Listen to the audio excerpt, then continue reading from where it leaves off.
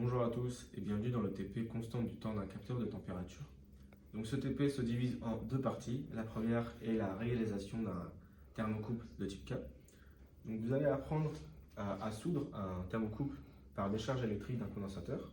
Vous allez aussi apprendre à le relier à une centrale d'acquisition et aussi comparer sa constante de temps par rapport à celle d'une sonde de platine à l'aide d'un logiciel que l'on verra plus tard. Et la deuxième partie est la thermographie infrarouge. Donc à l'aide d'une caméra infrarouge, vous allez mesurer différentes températures de différentes surfaces ainsi que leur émissivité. Donc on se retrouve pour la présentation de la première partie qui est la réalisation du thermocouple de type K. Donc pour ce faire, on va utiliser cette bobine de fil. Donc sur cette bobine de fil, on peut apercevoir deux fils différents. Donc un positif que l'on appelle chromel et un négatif que l'on appelle alumel. Donc ce sera à vous de déterminer lequel est lequel.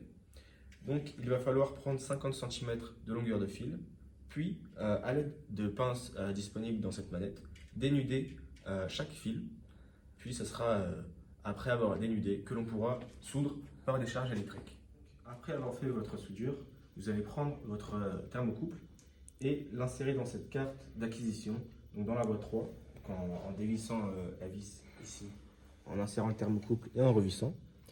Puis cette carte d'acquisition, on ira l'insérer dans cette centrale d'acquisition, donc par l'arrière, pour pouvoir lire les valeurs que l'on souhaite. Donc ensuite, vous allez devoir déterminer la constante de temps ainsi que le temps de réponse de chaque capteur de température, donc le thermocouple que vous venez de réaliser, ainsi que la sonde de platine, en mesurant leur réponse en degrés Celsius ainsi que le temps, donc à l'aide de la centrale d'acquisition, ainsi que le logiciel Agilent Data Logger que vous allez retrouver sur les ordinateurs mis à votre disposition.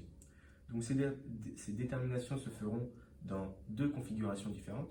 Donc la première en plongeant les capteurs de température dans un bain thermostaté à 40 degrés, donc en phase de chauffage. Et la deuxième configuration sera de les sortir de ce bain de 40 degrés et les laisser dans l'air ambiant jusqu'à atteindre l'équilibre.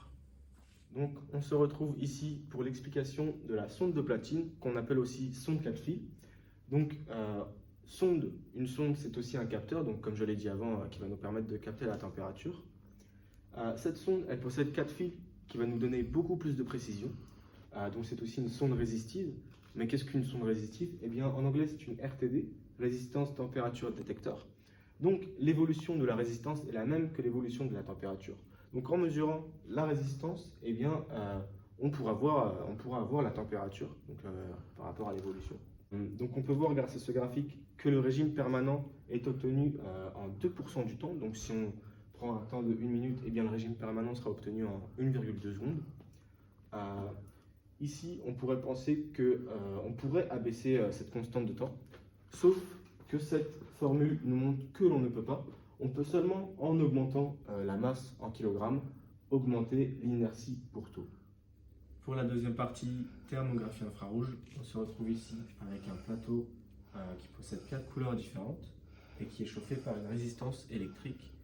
Donc, les pertes de chaleur sont par rayonnement et convection, ce qui va nous permettre de pouvoir mesurer la température en chaque lieu grâce à notre caméra infrarouge.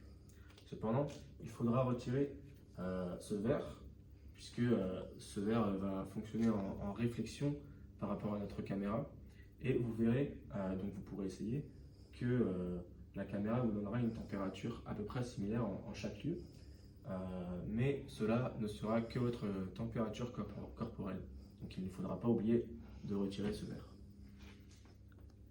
Après avoir enlevé le verre, vous pourrez mesurer à l'aide de la caméra infrarouge la température en chaque lieu avec une émissivité de 1 qui correspond à celle d'un corps noir, donc seulement cette partie.